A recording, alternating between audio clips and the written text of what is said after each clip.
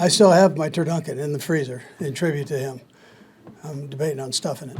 So, he was my guy. I mean, I appreciate everything he did for me, and just a good human being, and for the game. I mean, think of what he did for football, for our jobs in here, right? The things you guys do for TV. I mean, it's phenomenal. Andy Reid's press conference is brought to you by Andy's Frozen Custard. Stop by any Casey location for Travis Kelce's 87 and Running Concrete and help raise money for this worthy cause. 87 and Running and Andy's Frozen Custard, the perfect option play for Casey fans everywhere. Well, there were some unknowns because we hadn't been through games with some of the guys. But as it went on, I could see if we continue to improve like we were, that we would be okay. Seems like every game's a battle, but that's this league right now. There are more games determined by one score or less, than any year in the history of the game. So I mean, that's the way it is. But I'm pleased. But like you said, Vi, the most important thing there is we got a lot of season left. And one of those things, when you have so many close games, I mean, sometimes you can feel like that's a sign of vulnerability, but obviously the more you do it, the more you seem to flex that muscle. I mean, does that start to become a thing where it's ingrained in you with this particular team? Well, listen, I mean, they expect to do well. I mean, that's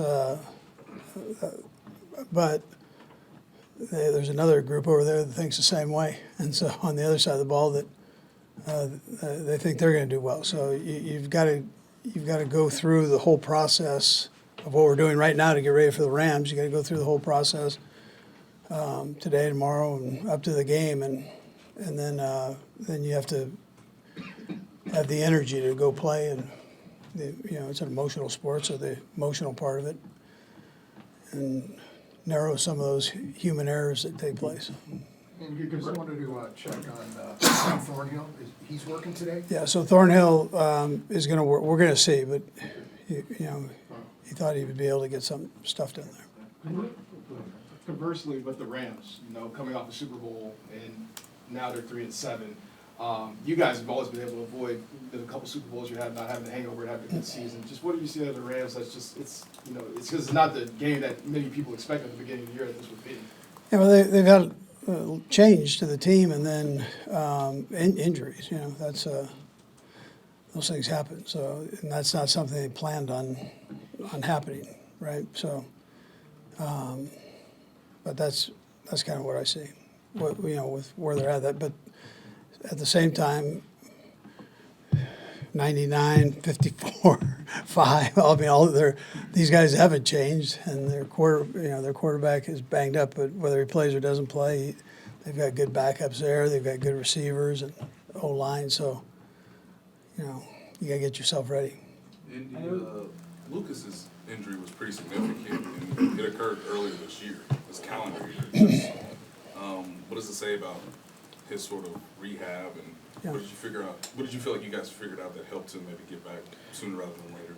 Listen, he worked his tail off, and then he lost some weight, which coming off a leg injury, that's important. So he but I just tell you, his work ethic is, something that got him to this point. I'm working with our trainers. That helps too. They do a good job with the rehab part. We haven't talked to Lucas yet, but do you have like a idea of how much weight he lost over this time period? A couple Twinkies worth. I don't know exactly. Yeah, I do, but I'm not going to put it out there. Yeah, but enough to know. Yeah. Oh, absolutely. Yeah. Coach, I know these questions kind of drive you crazy, but I think by my count, it's 24 in a row that you guys have won in November and December. What can you put your finger on? Is there something about the process that you're doing right now, or anything about this team in particular that just makes them so good this time of year? Yeah. Listen, I think we have good players, good locker room, coaches that are willing to work, and that combination normally does well. But it's everybody. It's not one thing we're doing. It's everybody involved. You see what Brett and his crew have done by bringing people in. They're constantly replenishing and bringing guys in that can play and help us. So that's part of it, the way Clark sets up the organization for us to be able to do those things. I mean, that's important. So, I mean, everybody's got a piece. I can go through, except Ted, he doesn't do anything. They know that. And Coach, it seems like Chris Jones has, he's been consistently dominant for years, but he's even taken a further step this year. What have you seen from him that maybe has led to that? And again, he's another guy that's, the last couple of years, has just really put in the extra time in the off-season. He goes down, when he's not here, he goes down to Florida and busts his tail. And so he's in really good shape. He comes to camp in good shape. That's not necessarily how it was when he was younger. He was quite a bit bigger than heavier than what he is now. But he's always in the weight room now. He's always running and doing his stuff there. So conditioning-wise. Coach, with Edward Delaire now on injured reserve, opportunity knocks for Ronald Jones. Sure. What do you need to see out of him these next 3 practices before determining if he's up on Sunday? Yeah, just really, it's just an opportunity to get in and work, literally. So and there's a chance he has a chance to play. So I mean, legitimate chance, Harvey. So, but within that, he's got to make sure he has all the protections down and the timing of the runs. I mean, those are things we'll look at. But he's been working at it, and I don't think he should have a problem with that. You guys have mentioned the patience for Isaiah Pacheco. Have you seen progress, especially these last 2 games, in him kind of? I thought more of this last game. Yeah, I thought he really handled himself well, and it did show that for sure. Andy, probably not a lot of teams playing 4 rookies in the secondary. Do you credit what you've seen from the production to the system? I mean, the guys you brought in, what do you sort of look at there? Yeah, well, good players. So again, part of that's Brett bringing in these guys, doing his homework, his whole crew, and then Dave does a nice job with them. Merritt, Donald does a nice job with the safeties there.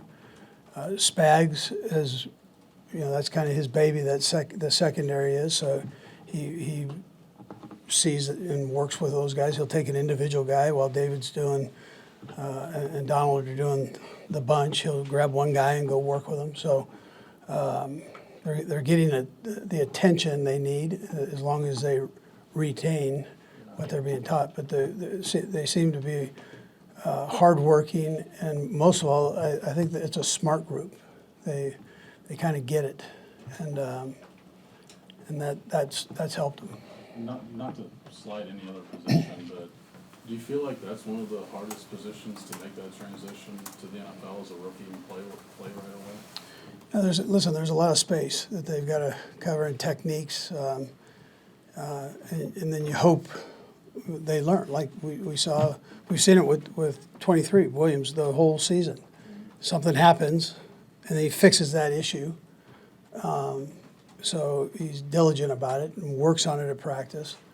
He had another great experience the other day where 13 seasoned veteran gets him, and then he'll learn from that. And 35's going through the same thing. He's Watson's the same thing. He beat on a slant. He'll learn how to take care of that, or a shallow cross route. I mean, all these things. These guys, they're able to. Okay, you got me once, but you're not going to get me the next time. I'm going to learn from this, which is a tribute to the kids and their attention to the detail there. Last one, Matt. Coach, the League's doing quite a bit to recognize and celebrate John Madden tomorrow and Yeah. this weekend. When you think about Madden and Thanksgiving, what do you think about him? What did he mean to you? Yeah. Turduncan. I mean, you think about Turduncan. I still have my Turduncan in the freezer in tribute to him. I'm debating on stuffing it. So, he was my guy. I mean, I appreciate everything he did for me, and just a good human being, and for the game. I mean, think of what he did for football, for our jobs in here, right? The things you guys do for TV. I mean, it's phenomenal. All the change he did, and then as a coach, Hall of Fame coach.